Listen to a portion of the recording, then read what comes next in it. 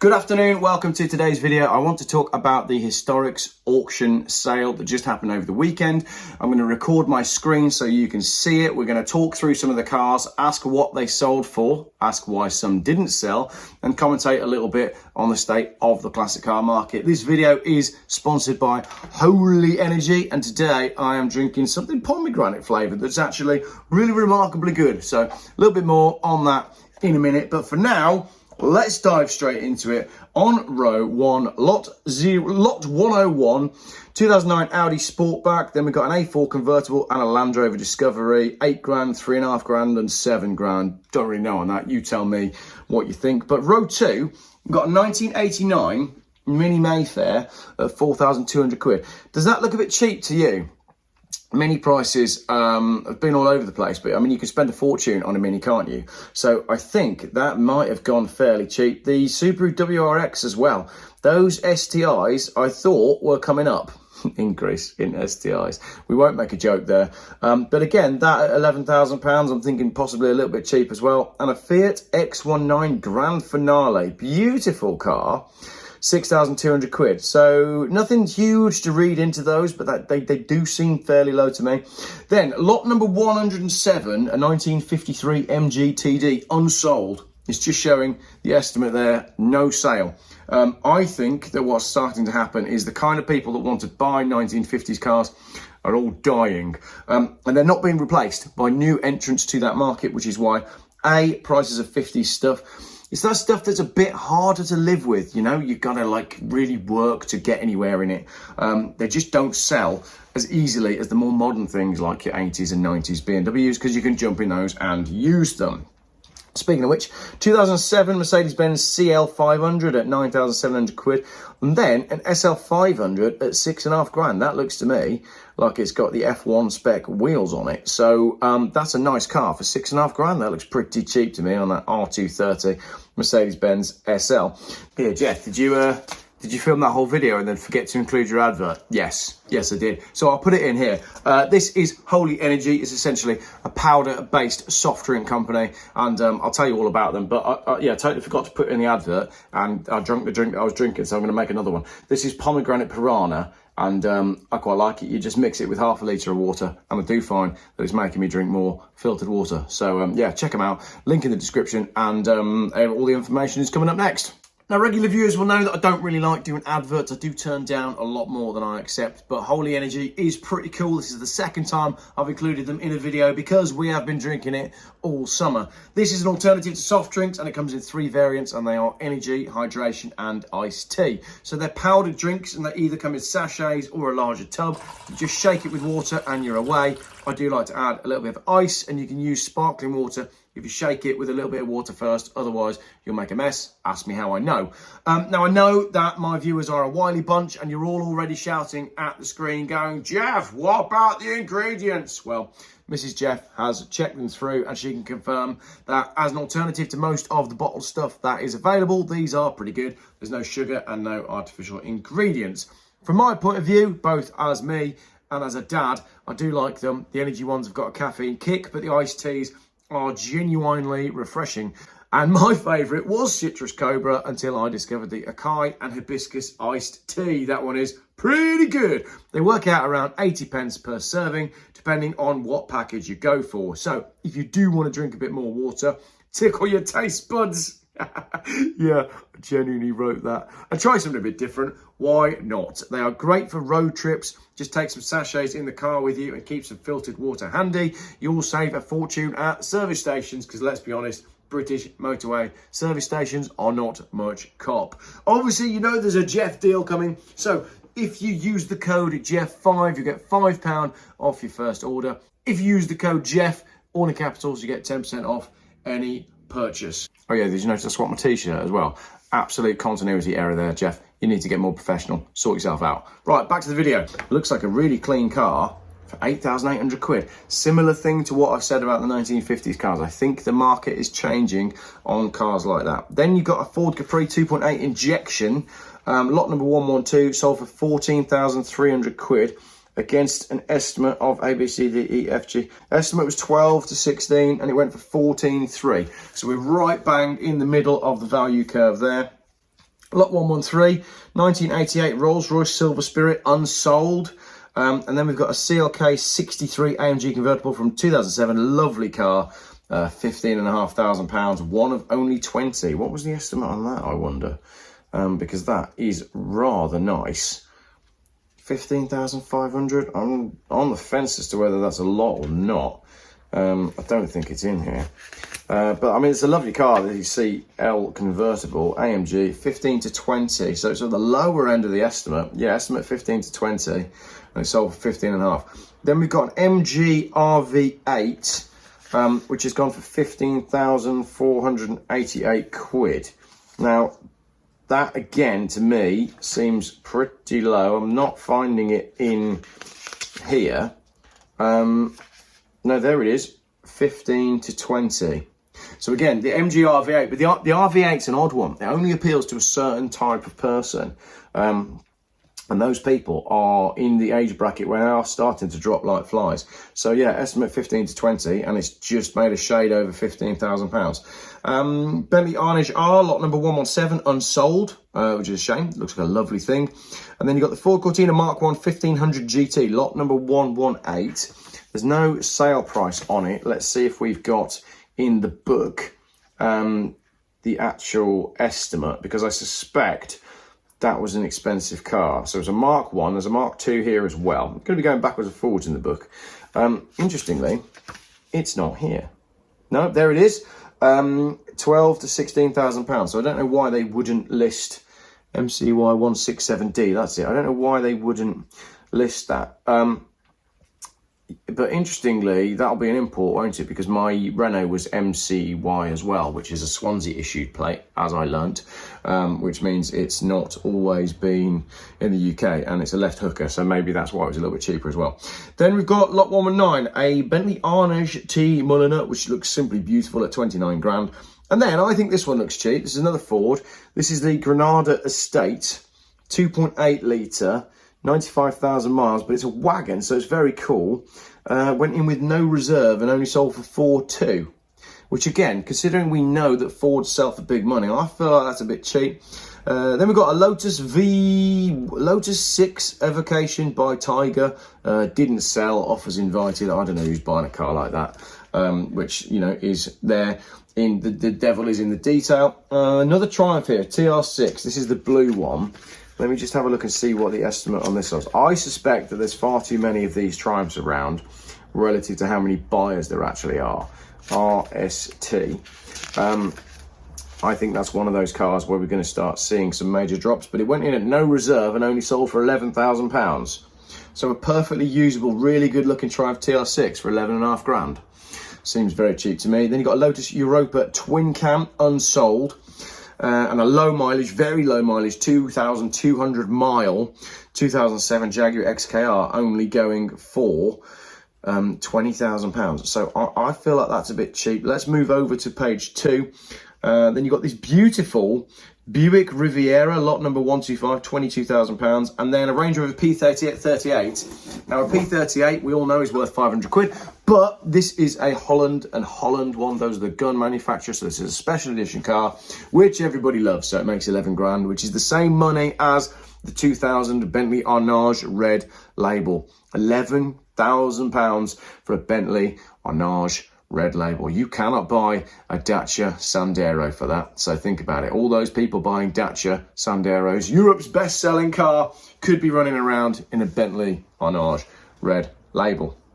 Then we've got lot number 128, right? It's a 2000 Land Rover Defender 110 County TD5. Come on, everybody wants those. That's got to sell at auction. But no, estimate was 22 to 27, and it's unsold with offers invited. So I don't know why that Land Rover Defender 110 would not sell. That seems to me to be bread and butter of this sort of sale. You know, it's relatively cheap based on what else is in there. And then we've got a couple more Bentleys, one sold at 21 grand and one sold at 11 grand.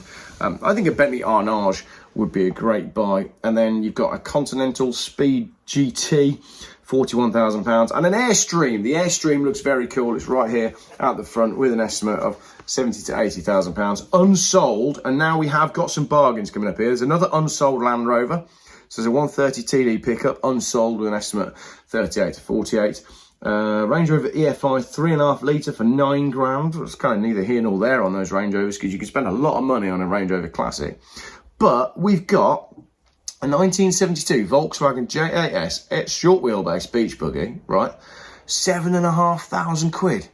You couldn't build that for anything like £7,500. So that seems to me to be a very cheap car. Then you've got an expensive one, a 1973 AC 428 Ferrua Coupe, estimate 80 to 85, unsold, nobody wanted to spend the money. 2006 Daimler Super V8, 14 to 17,000 pounds, unsold because you can just go buy an XJ for £3,000. Another TR6 Air at 22 grand, and then a Mercedes-Benz 350 SL manual. Very rare to find a manual 350 SL, but it doesn't list the price. I'm guessing that was about 15 grand on that. Ford Cortina Mark II, Lotus Cortina Mark II, nice looking car, estimate 24 to 30, goes unsold. So another Ford that doesn't make the sale. And also we've got a restored to a high standard Ford Sierra Sapphire Cosworth in rare crystal blue. Now, crystal blue isn't going to be for everyone on a Sapphire Cosworth, but with an estimate of 26 to 33, that car should have sold. But no, the Sapphire Cosworth is unsold. So yet another Ford, you'd think a Sapphire Cosworth's going to go through that auction and absolutely fly based on everything we've been told. But no buyers. Same as there was no buyer for the 2001 Bentley Azure Mulliner wide body. No sell on that, no good. And another Defender, this time in 90, short wheelbase, estimate of 12 to 17, goes unsold. Interesting. Then the first of our Porsches, right, we've got a 964 Carrera 2 convertible sold for 40 grand. That's about right for what that car is, but there are some Porsches coming up that I think went ridiculously cheap. Now let's have a look at, we've got the 944 Turbo. I think that's pretty strong, the 944 Turbo at 22. What was the estimate on the 944 Turbo? Let me see if I can find it a second. We'll play that game again. LMNOP, past the Morgans, they all look the same. 944 Turbo, estimate 18 to 20, and it did 22,880 quid, so just above the upper estimate on the 944 Turbo. But interestingly, we've then got the cover car, which is this Escort Cosworth, 17,000 miles, one owner car. Fair enough, he's changed the wheels out, so it is wearing the wrong wheels. Estimate 75 to 85,000 pounds. No buyers. The car did not sell. So again, proving that the Ford market is, I'm not going to say on its arse because that's not quite right. But it seems very strange to me that that is selling so cheaply. Right, lot number 161. One of my personal favourites. It's a Porsche 911 996 Turbo, lot 161. I haven't got the lot numbers in here. Registration plate ends in XLR or XLD, so that's that one. Estimate was 32,000 to 37,000 pounds, right? This is a 996 Turbo. These 996 Turbos were creeping up towards 50 grand in the sort of world of Corona. And this one has sold on the hammer for 29,000 pounds. That seems low to me for a 996 Turbo, but what do I know? And speaking about what do I know, I keep saying that cars from the 60s, people who want them have already got them. Here we have lot number 163, an Austin Healey 3000 Mark 1, unsold with an estimate of 32 to 40,000 pounds. Again, that is a car they have been creeping up and up and up, but now the problem you've got is everybody who wants one has got one or has recently died. Another interesting one here, a market that I don't really know anything about, Lamborghini Gallardo Superleggera, unsold at an estimate of 85 to 105, so I don't know, your guess is as good as mine on that. I do like a Gallardo, but I don't really see the point in having a special edition one. I'm not really a Lamborghini guy. I saw one the other day that I quite liked. In fact, here's a picture of it. Then you've got a BMW E30 convertible sold for 12 grand, a 318 Lux convertible. I find that hilarious because I would struggle to get rid of one for 1,500 quid. So there you go, that's a car that's done pretty well. And Porsche 911T Targa, that should be selling, shouldn't it? I mean, come on, Porsche people don't really like the Targas, do they? Because they're all uppity about them. But estimate 105 to 135 and unsold. As was the Aston Martin DBS6. Recently had £25,000 spent on it by Pugsley and Lewis. Estimate of 65 to 75,000 pounds. Unsold. Nobody wanted it. That Aston Martin Virage looks a bit of a bargain, doesn't it? At £24,000. I don't really understand those Aston Martins. I just think they're not very well made, and they're not very pretty. But some people like them. What was the estimate It's not the X-Pack one. It is this one here, the Virage estimate, 20 to 26. And it's sold for 24.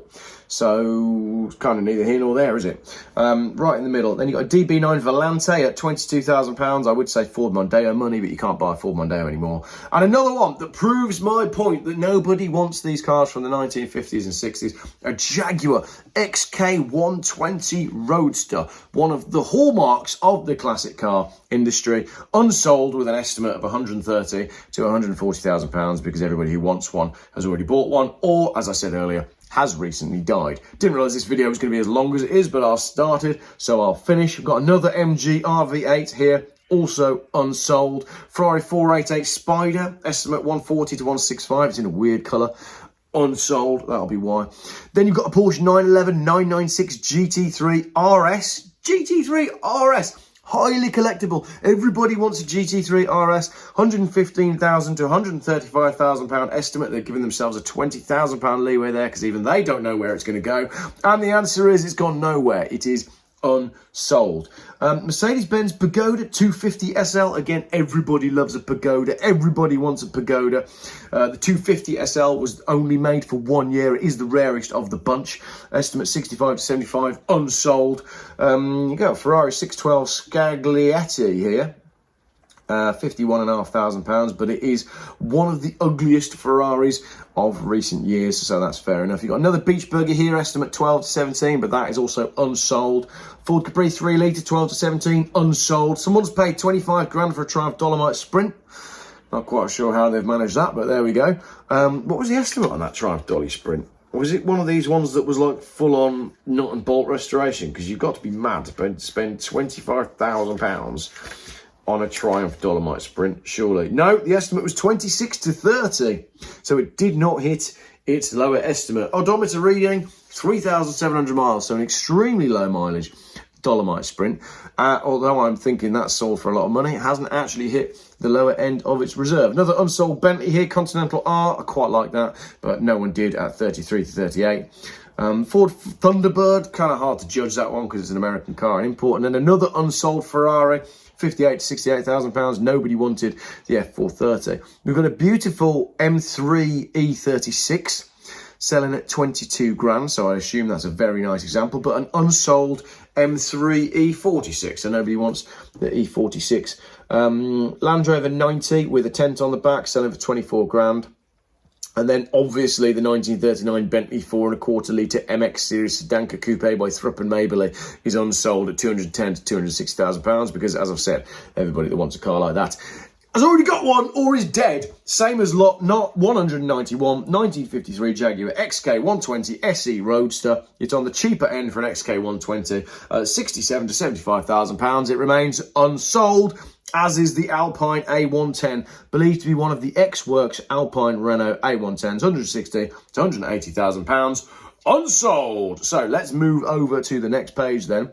We've got a 1965 Bentley S3, nice wedding car, 40 grand. Another Alpine A110, also unsold. You'd think the Alpines would sell with the new Alpine that came out. People would be interested. So that was 57 to 67 grand, but nobody wants that. And there's another Ford Capri here, which didn't sell at the auction, but then did sell afterwards. This is a Capri 2.8, and it went in with an estimate of, drum roll please, Ford Capri 2.8. It's not that one because that one different wheels. It's this one. This one went in with an estimate of 14 to 19 and it sold for 16. So bang in the middle, but fairly affordable. And then further down, we've got an unsold Mustang, a Jaguar SS 1.5 litre, beautiful car, 1939, but only worth 11 grand. And then you've got two that I'm not surprised about. You've got a Ford Escort RS Cosworth Lux. Again, we were seeing these at 100 grand. This one is unsold with an estimate of 58 to 68, but it's got the wrong wheels on it. And it's got the Moret headlamp conversion, which nobody has wanted to see since Max Power magazine folded up. Change the headlights, change the wheels, stick it back in the auction. That car will sell. Then you've got lot number 203, Mercedes 280 TE Estate, with an estimate of 20 to 25 grand. I think people are bored of paying over the odds for cars that we used to pay 1,500 quid for, so that is unsold. Then we've got another Pagoda, goes at 45 grand, which is very cheap if you know your Mercedes-Benz Pagodas, a working Pagoda. Really, that is like entry-level money for a working Pagoda. There's a lot of Bentley Arnages in this auction. Unsold at 17 to 23. Alfa Romeo 2600 Spider, glorious good-looking car. Unsold with an estimate of 70 to 80. And then you've got one that I absolutely do not understand, a 1990 Aston Martin V8 Vantage X-Pack, right? So that has sold at £366,000. Right in the middle of its estimate. To be fair, the estimate was 355 to 400. I don't understand that, why you'd spend that amount of money on that car, but I am me, and I don't buy cars like that, clearly. Lot 213, this looks cheap to me. Aston Martin Vanquish, 2+2 coupe, 30 grand. So remember, they used to be a lot of money, particularly when the movie, what was it, which one was it? Was it Not Tomorrow Never Dies, The World Is Not Enough? The World Is Not Enough, when he had the Vanquish, wasn't it? Yeah, James Bond car, and it looks cheap. Then there's one that I do want to talk about here, right, because I would have bought this. Lotus Carlton. Now, interestingly, in the book, it comes under V and not under L, despite the fact that everybody would claim that it was a Lotus. The Lotus Carlton is one of those cars that is just super duper cool. Estimate 72,000 to 89,000, smashes right the way through that and goes for £107,000. Very, very cool car. Car number 297. So a Vauxhall Lotus Carlton does sell.